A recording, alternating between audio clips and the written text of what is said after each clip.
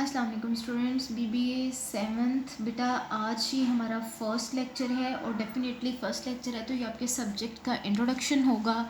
और इसमें मैं आपको आपके सब्जेक्ट का इंट्रोडक्शन दूंगी और जो बेसिक टर्म्स हैं, बेसिक कॉन्सेप्ट हैं जो आपको थ्रू आउट द सेमेस्टर होने चाहिए हर क्लास में, वो कॉन्सेप्ट्स जो हैं वो हम आज डिस्कस करेंगे। एनी हाउ ये क्लास पहले जूम पे ऑनलाइन लेक्चर हो चुका है, और मैं उसी कंटेंट को जो है वो दोबारा उसी कंटेंट पे रिकॉर्डिंग कर रही हूँ। ठीक है, इससे एक बेनिफिट ये होगा कि आपको आपके पास कंटेंट भी अवेलेबल हो जाएगा for the permanent time period, और एक डिटेल में जो है वो आपके कॉन्सेप्ट्स भी जो हैं वो क्लियर हो जाएंगे। ठीक है, तो बेटा आपका जो सब्जेक्ट है वो है पोर्टफोलियो मैनेजमेंट। ठीक है, ये बेसिकली मैनेजमेंट एक अलग से सब्जेक्ट है, पोर्टफोलियो जो है ये अलग से सब्जेक्ट है। तो ये बेसिकली दो ऐसे आप कह लें कि टर्म्स हैं जो कंबाइन करके जो है वो किसी एक सब्जेक्ट में आ गई हैं। ठीक है, अच्छा बेटा पहले हम कॉन्सेप्ट क्लियर करते हैं कि पोर्टफोलियो किसको बोलते हैं हम। बेटा पोर्टफोलियो अगर सिंपली मैं आपको ट्रेंड दूँ ना तो पोर्टफोलियो बोलते हैं मिक्सचर को। ठीक है, मिक्सचर यानी कि जो कम्बिनेशन हो टू और मोर थिंग्स का। ठीक है, अगर हम बिजनेस के लिहाज से बात करते हैं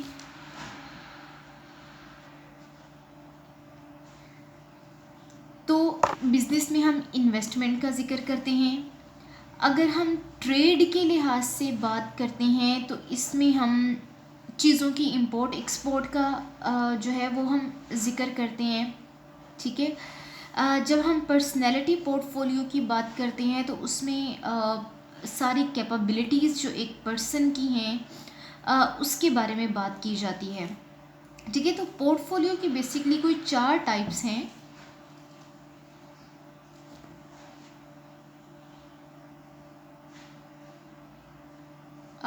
यस, ये 4 टाइप्स जो हैं वो एक इन्वेस्टमेंट के लिहाज से है, दूसरी जो है वो ट्रेड के लिहाज से है, तीसरी जो है वो सर्विसेज के लिहाज से है, और चौथी जो है वो पर्सनैलिटी के लिहाज से है। तो एनी हाउ हम आते हैं कि पोर्टफोलियो एक मिक्सचर का नाम है। ठीक है,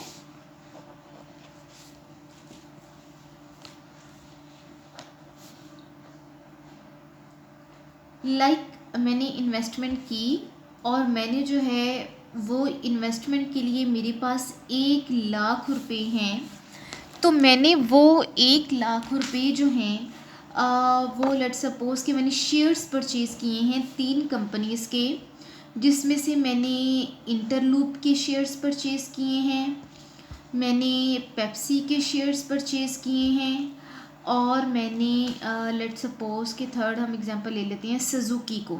ठीक है, 1 लाख रुपए में से 50,000 रुपये के मैंने इंटरलूप के शेयर्स परचेज़ कर लिए, यानी कि इसमें मेरी जो इन्वेस्टमेंट है वो 50% हो गई टोटल अमाउंट का।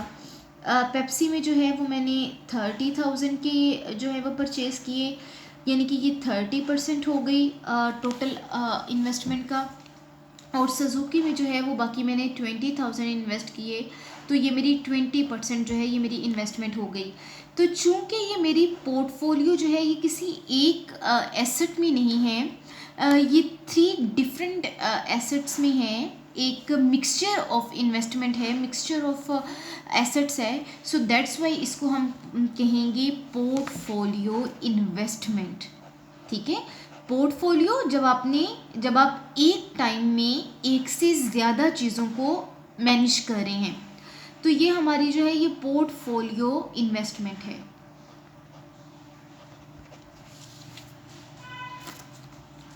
अच्छा बेटा, अब हम आगे आते हैं एंड आई होप सो कि यहाँ से आपको कॉन्सेप्ट टोटली क्लियर हो गया हो। अब मैं पोर्टफोलियो की डेफिनेशन पे आऊँगी। तो पोर्टफोलियो की डेफिनेशन जैसे कि मैंने आपसे पहले कहा कि मिक्सचर बेसिकली क्या होता है, कलेक्शन ऑफ डिफरेंट थिंग्स होती है। तो कलेक्शन ऑफ प्रोडक्ट्स, अब मैंने जो आपको पहले एग्जांपल दी उसमें मैंने प्रोडक्ट्स क्या ली, मैंने शेयर्स लिए सुजुकी के, इंटरलूप के और पेप्सी के। collection of products, services and achievements is called the portfolio. जब आप बिजनेस की बात करते हैं तो उसमें प्रोडक्ट की कलेक्शन आ जाती है. जब आप सर्विसेज की बात करते हैं तो उसमें आप कौन कौन सी सर्विसेज दे रही हैं,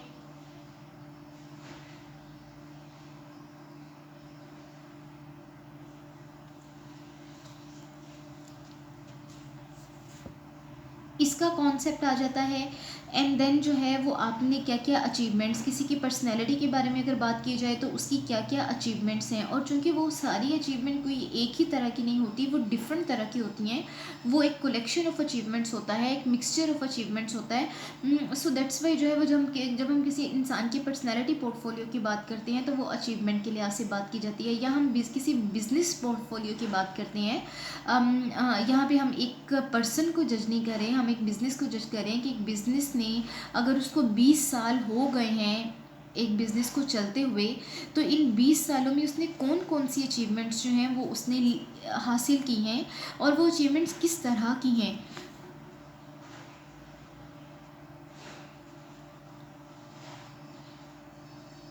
तो फिर उसको हम नाम देंगे बिजनेस पोर्टफोलियो का. बेटा वो अगेन हम बात करते हैं, चूंकि हम इन्वेस्टमेंट पोर्टफोलियो पे चल रहे हैं तो हम इन्वेस्टमेंट की बात करेंगे. अब इन्वेस्टमेंट के लिहाज से जैसे मैंने पहले शेयर्स की मैंने आपको एग्जांपल दी, जो एग्जैक्ट मैंने ये वाली आपको एग्जांपल दी, शेयर्स में मैंने डील किया. लेकिन आप जब हम प्रोडक्ट्स की बात करते हैं, हम एसेट्स की बात करते हैं, तो हम किन किन चीज़ों में इन्वेस्ट कर सकते हैं. हम शेयर्स में कर सकते हैं, हम डिफरेंट कंपनीज़ के बॉन्ड्स परचेज करके उनमें इन्वेस्टमेंट करके अपना पोर्टफोलियो क्रिएट कर सकते हैं. हम स्टॉक में डिफरेंट तरह के, बेटे स्टॉक में जो है वो कॉमन स्टॉक भी आ जाते हैं, प्रेफर्ड स्टॉक भी आ जाते हैं, इसमें बहुत सारे शॉर्ट टाइम पीरियड के स्टॉक्स भी आ जाते हैं, लॉन्ग टाइम पीरियड के स्टॉक्स भी आ जाते हैं.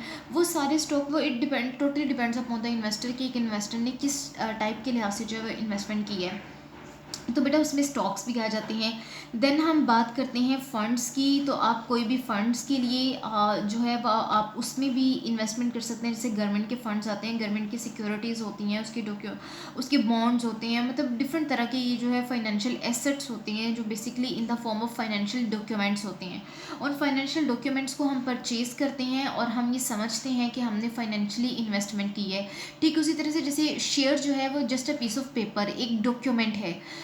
तो अगर मैंने 3 कंपनीज़ के शेयर्स परचेज़ किए हुए हैं और मैं ख़ुद को ये समझ रही हूँ कि मैं उनकी ऑनरशिप में मेरा 20%, 30% या 50% शेयर जो है वो है, तो डेफ़िनेटली ये मेरी इन्वेस्टमेंट है. और चूंकि ये एक डिफरेंट तरह की एसेट में यानी कि शेयर्स में इन्वेस्टमेंट है, डिफरेंट कंपनीज़ की शेयर्स में इन्वेस्टमेंट है, तो ये मैंने एक अपना पोर्टफोलियो क्रिएट किया कि मैंने अपनी इन्वेस्टमेंट को एक ही तरह की कैटेगरी में नहीं रखा, बल्कि मैंने उसको 3 कैटेगरीज में जो है वो मैंने उसको डिवाइड कर लिया.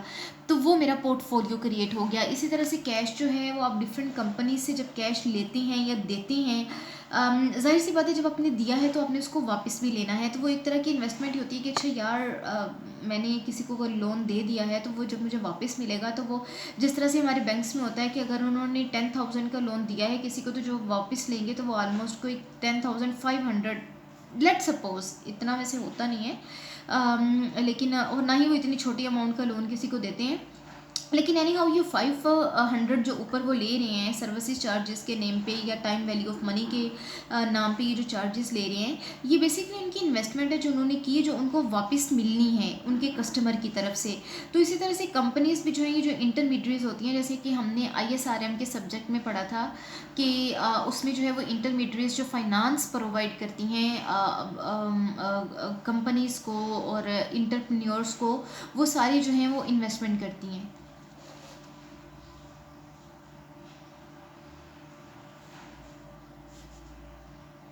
बेटा आगे मैंने आपके साथ ये 3 एरोसाइंस शो किए हैं जो कि बेसिकली हैं टाइप्स ऑफ इन्वेस्टमेंट के लिहाज से. अब यहाँ पे ऊपर जो है वो हमने इन्वेस्टमेंट के लिहाज से पोर्टफोलियो की टाइप जो है वो डिस्कस की. अब हम आगे चलते हैं, तो आगे जो है वो हमारी जो टाइप्स हैं वो है ट्रेड इन्वेस्टमेंट के नेम से. Let's suppose dark. जी बेटा अब आई थिंक आपको क्लियरली नज़र आ रहा होगा, पहले मैंने ब्राइटनेस बहुत कम की थी. इसलिए कि मेरी बैटरी ज़रा ज़्यादा देर चल जाए, लेकिन एनी हाउ इट्स ओके। अच्छा बेटा, हम पोर्टफोलियो की टाइप्स को डिस्कस कर रहे थे, तो पहले हमने इन्वेस्टमेंट के लिहाज से पोर्टफोलियो को डिस्कस किया, जिसमें हमने डिस्कस किया कि जब हमने इन्वेस्टमेंट करनी है तो हम किन किन स्टॉक्स में जो है वो हम कर सकते हैं। अब अगला हमारे पास चलता है ट्रेड पोर्टफोलियो। तो बेटा ये जो ट्रेड करने वाले लोग होते हैं, जो बेसिकली ट्रेड करते हैं, जो इम्पोर्ट एक्सपोर्ट करते हैं, अगर तो वो किसी एक तरह की प्रोडक्ट में ही इंपोर्ट एक्सपोर्ट करें तो हम उसको पोर्टफोलियो के सेंस में नहीं लेंगे। लेकिन अगर वो 2 3 4 डिफरेंट तरह की प्रोडक्ट्स को जो है वो डील कर रहे हैं और उसमें इंपोर्ट एक्सपोर्ट कर रहे हैं, उसको ट्रेड कर रहे हैं, तो वो उनका एक पोर्टफोलियो है। ठीक है, उसको ट्रेड पोर्टफोलियो कहते हैं जब आप डिफरेंट तरह की प्रोडक्ट्स को डील करते हैं। आप सर्विसेज पोर्टफोलियो की बात कर लें, जब एक इंसान डिफरेंट तरह की सर्विसेज प्रोवाइड करता है, इसकी एग्जांपल मैं आपको इस तरह से दूंगी कि जैसे जो है वो एक टीचर की आप बात कर लें कि एक जो टीचर है वो एक टर्म में, लाइक अगर आप वो एक सेमेस्टर में जो है वो डिफरेंट सब्जेक्ट्स पढ़ा रहा होता है, वो मैनेजमेंट भी पढ़ा रहा होता है, वो इंटरप्रेन्योरशिप भी पढ़ा रहा होता है, वो इंटरनेशनल मार्केटिंग भी पढ़ा रहा होता है, वो यानी कि वो पता नहीं कितने उसके पोर्टफोलियोज क्रिएट हो जाते हैं, क्योंकि उसकी कैपेबिलिटीज, वो डिफरेंट तरह की सर्विसेज परफॉर्म कर रहा होता है ना। तो जब इसी तरह से जब कोई बंदा डिफरेंट सर्विसेज परफॉर्म करता है, हाँ मैं आपको एक प्रॉपर बिजनेस के लिहाज से इसकी एग्जांपल देती हूँ कि ये जो ट्रेड एजेंसीज होती हैं, जो वीज़ाज़ वगैरह इशू करती हैं और उम्रा वगैरह अरेंज करना, ये सारी इनकी सारी होती हैं। अच्छा बेटा, अगर तो कोई एक एजेंसी किसी एक कंट्री का ही वीज़ा इशू करती है, यानी कि वो कहती है कि नहीं, हमारा कंसर्न जो है वो सिर्फ लेट सपोज कि दुबई तक है, हमारे पास सिर्फ दुबई के कस्टमर्स आएंगे, हमने उनके वीज़ाज इशू करने हैं या दुबई से हमने कस्टमर्स को बुलाना है।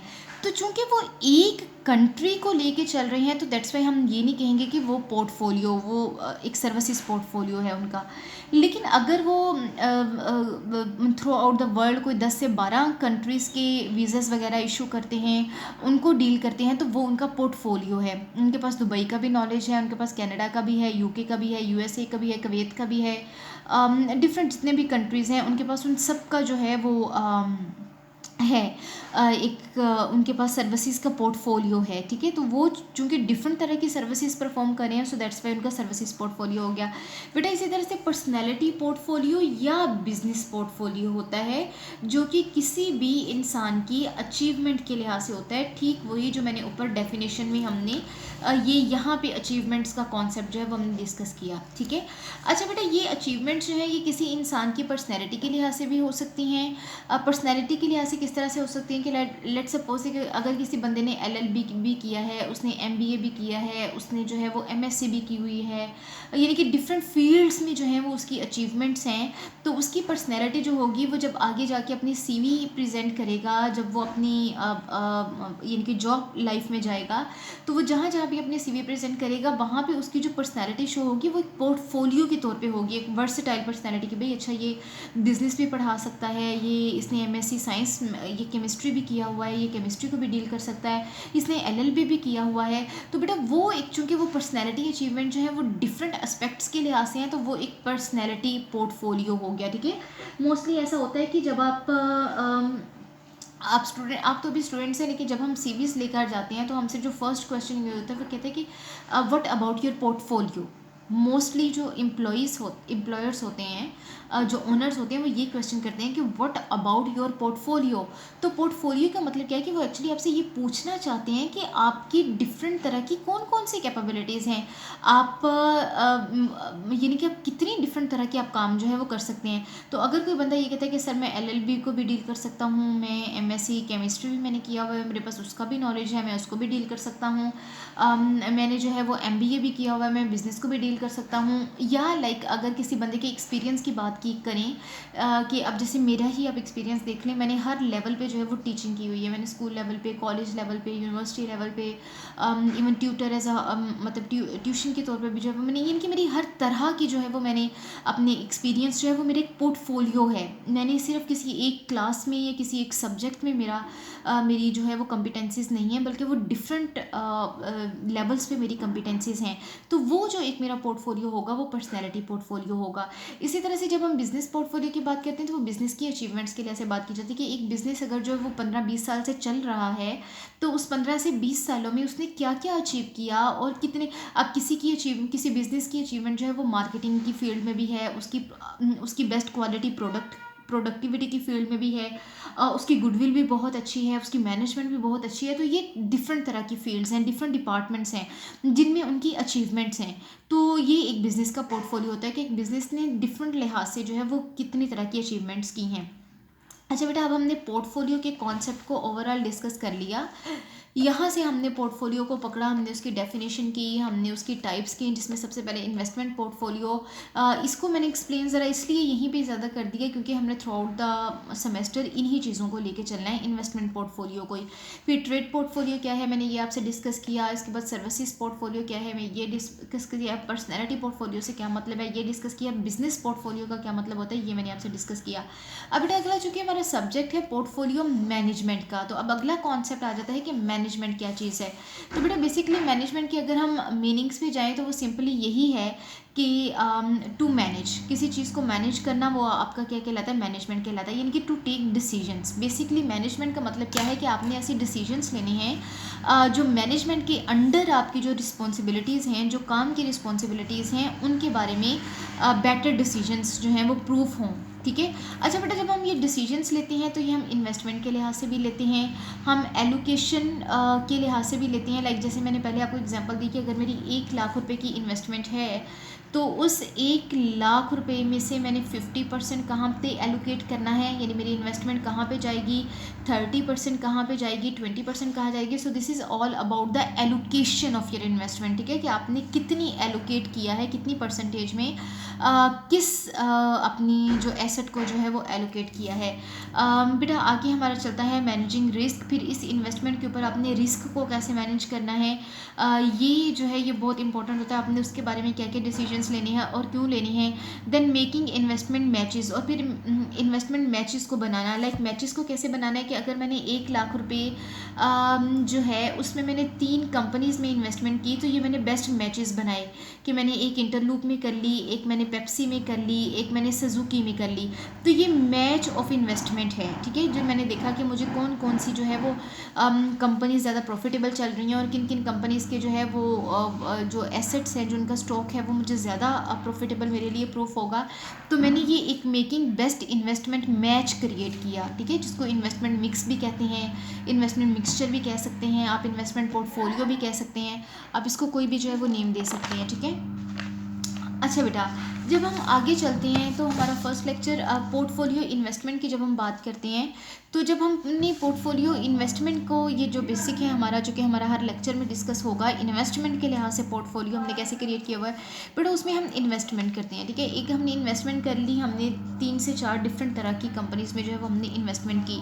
बेटा अब उस इन्वेस्टमेंट पर रिस्क होता है, क्योंकि ये जो इन्वेस्टमेंट होती है ना, ये मोस्टली ये KSE stock exchange, Lahore stock exchange, मतलब ये सारी उनमें होती है। ये स्टॉक एक्सचेंज का मतलब होता है कि ये एक स्टॉक एक्सचेंज का मतलब ये होता है कि ये एक इदारा है और उस इदारे में, उस इंस्टीट्यूशन में तमाम कंपनीज जो कि एक बिज़नेस की हैं, एक इकोनॉमी की हैं, वो सारी अपने शेयर्स को, अपने स्टॉक को, अपने बॉन्ड्स को यहाँ पे वो इशू करती हैं और इशू करने के बाद स्टॉक एक्सचेंज में भेज देती हैं। फिर वहाँ स्टॉक एक्सचेंज में डिफरेंट इन्वेस्टर्स जाते हैं और वो इन्वेस्टर अपने बेस्ट मैच के लिहाज से, बेटर डिसीजन के लिहाज से एक पोर्टफोलियो क्रिएट करते हैं। ठीक है, किसी ने दो सिक्योरिटीज़ में इन्वेस्टमेंट की होती है, किसी ने 3 में, किसी ने 4 में, किसी ने 5 में। वो इन्वेस्टर पे डिपेंड करता है। ठीक है, अब जब हमने ये इन्वेस्टमेंट कर दी, तो चाहे हमने कराची स्टॉक एक्सचेंज में की या लाहौर स्टॉक एक्सचेंज में की, व्हाटएवर, जब हमने ये इन्वेस्टमेंट कर दी तो उसके ऊपर जो हमें डील करना होता है वो रिस्क को डील करना होता है। क्योंकि ज़रूरी नहीं है हम ये करें कि अगर मैंने इंटरलूप में इन्वेस्टमेंट किया तो इंटरलूप मुझे फ़ायदा ही देगी। हो सकता है कि इंटरलूप को जो है वो अगले आने वाले 1 माह में उसको नुकसान हो जाए और उसके नुकसान की वजह से मैंने जो उसके स्टॉक में इन्वेस्टमेंट की है मुझे भी नुकसान होगा। तो बेटा ये एक रिस्की जो है होती है ना, ये एक रिस्की इन्वेस्टमेंट होती है जिसमें आपको जो है वो रिस्क को हर लिहाज से जो है वो फेस करना पड़ता है। अब बेटा इसमें जो रिस्क होता है वो 2 तरह का होता है, एक होता है सिस्टमेटिक रिस्क और एक होता है अनसिस्टमेटिक रिस्क। ठीक है। सिस्टमेटिक और अनसिस्टमेटिक रिस्क का बड़ी डिटेल में हम आगे डिफरेंस जो है वो कंटिन्यू करेंगे। देन रिटर्न, और इसका जो रिटर्न होता है वो भी बड़ा आपको मैनेज करके लेके चलना पड़ता है। आपका जो जूम पे लेक्चर हुआ है डाइवर्सिफिकेशन के लिहाज से, जो आपका लेक्चर हुआ है उस लेक्चर में हमने बड़े अच्छे तरीके से 4 उसकी स्टेजेस को, हमने ग्रोथ स्टेज को, कंजर्वेटिव स्टेज को, इसके अलावा हमने बैलेंस्ड स्टेज जो है वो डिस्कस की, जिसमें हमने अपनी परसेंटेज, एलोकेशन परसेंटेज चेंज करके हमने देखा कि हमारा रिटर्न कैसे कैसे जो है वो इंक्रीज़ करेगा। तो बेटा ये जब हमने पोर्टफोलियो इन्वेस्टमेंट क्रिएट किया तो उसमें हमें ये 3 ऐसे फैक्टर्स हैं जो हर इन्वेस्टर को हर टाइम देखने पड़ते हैं और उसे अपने डिसीजंस को इन्हीं 3 फैक्टर्स को मद्देनज़र रखते हुए जो है वो लेना पड़ता है। अच्छा बेटा आगे हम चलते हैं सिस्टमेटिक और अनसिस्टमेटिक के डिफरेंस के ऊपर कि सिस्टमेटिक रिस्क में और अनसिस्टमेटिक रिस्क में क्या मेजर डिफरेंस है। बेटा जो सिस्टमेटिक रिस्क होता है वो अनकंट्रोलेबल होता है। वो अनकंट्रोलेबल क्यों होता है? क्योंकि वो लार्ज स्केल पे होता है। वो लार्ज स्केल पे क्यों होता है? क्योंकि वो मार्केट लेवल पे होता है। अगर तो वो किसी एक कंपनी के लेवल पे हो तो कंपनी तो अपने रिस्क को मैनेज कर सकती है, कंपनी चूँकि वो सिर्फ एक लेकिन जब वो एक मार्केट में मौजूद सारी कंपनीज ही इफ़ेक्ट हो रही हैं तो वो फिर बेटा एक अनकंट्रोलेबल रिस्क बन जाता है। ठीक है, और इसको हम कहते हैं कि सिस्टमेटिक रिस्क। ठीक है, और ये मार्केट सेगमेंट पे बहुत ज़्यादा डिपेंड करता है, मार्केट सेगमेंटेशन पे।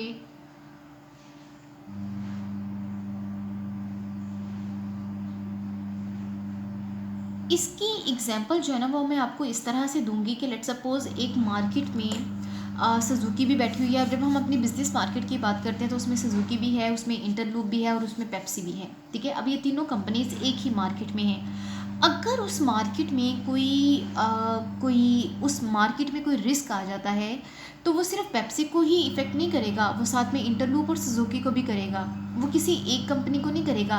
तो बेटा जब एक मार्केट में मौजूद तमाम कंपनीज जो हैं वो इफ़ेक्ट हो रही हों तो वो आपका अनकंट्रोलेबल या फिर सिस्टमेटिक रिस्क बन जाता है, जिसको हम मार्केट रिस्क भी बोलते हैं। सिस्टमेटिक रिस्क या मार्केट रिस्क ये एक ही रिस्क का नेम है, चूँकि ये अनकंट्रोलेबल होता है और ये जो है लाइक किसी भी कोई भी एक न्यूज़ जो है वो किसी भी एक कंपनी के बारे में कोई एक न्यूज़ मार्केट में आ गई और उस न्यूज़ की बुनियाद पे जो है वो बहुत ज़्यादा मार्केट की सिचुएशन जो है वो चेंज हो जाती है।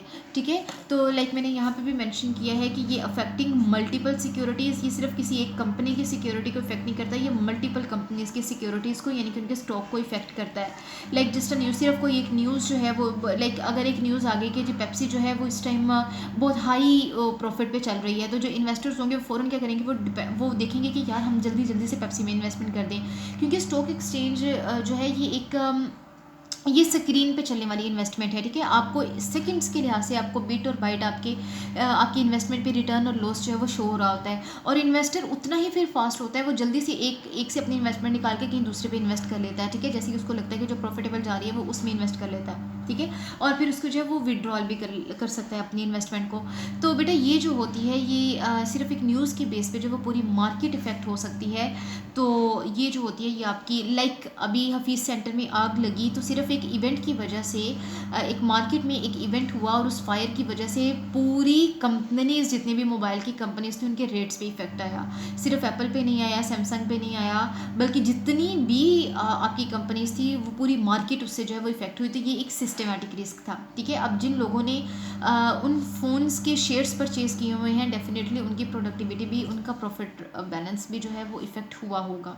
ठीक है, अच्छा बेटा ये एक एक्सटर्नल फैक्टर है, जाहिर सी बात है जब मार्केट है, मार्केट चूँकि आपकी बिजनेस से बाहर का एक फैक्टर है कि एक्सटर्नल फैक्टर है, तो इसको एक एक्सटर्नल फैक्टर के तौर पे कंसिडर किया जाता है और इस रिस्क को जो है वो हैजिंग के ज़रिए से कंट्रोल किया जाता है। हैजिंग इंशाल्लाह नेक्स्ट कमिंग लेक्चर्स में जो है वो आपके डिटेल में इसका कॉन्सेप्ट हम डिस्कस करेंगे। बेटा आगे चलता है अनसिस्टमेटिक रिस्क।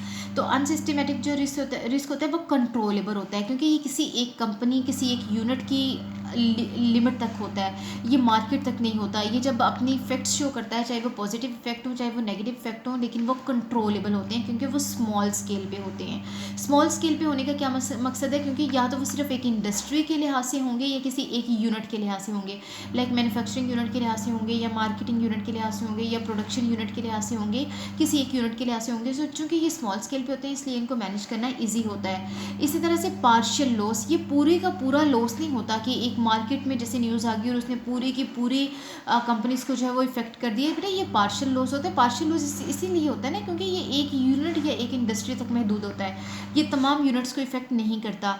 तो इफेक्ट अ पर्टिकुलर सिक्योरिटी और द फॉर्म, ठीक है, ये देखिए मैंने नीचे लिखा है कि या तो ये एक पर्टिकुलर सिक्योरिटी को इफेक्ट करता है या एक पर्टिकुलर फॉर्म को जो है ये इफेक्ट करता है। सो दैट्स वाई ये स्मॉल स्केल भी हुआ और ये अनसिस्टमेटिक भी हुआ और कंट्रोलेबल भी हुआ।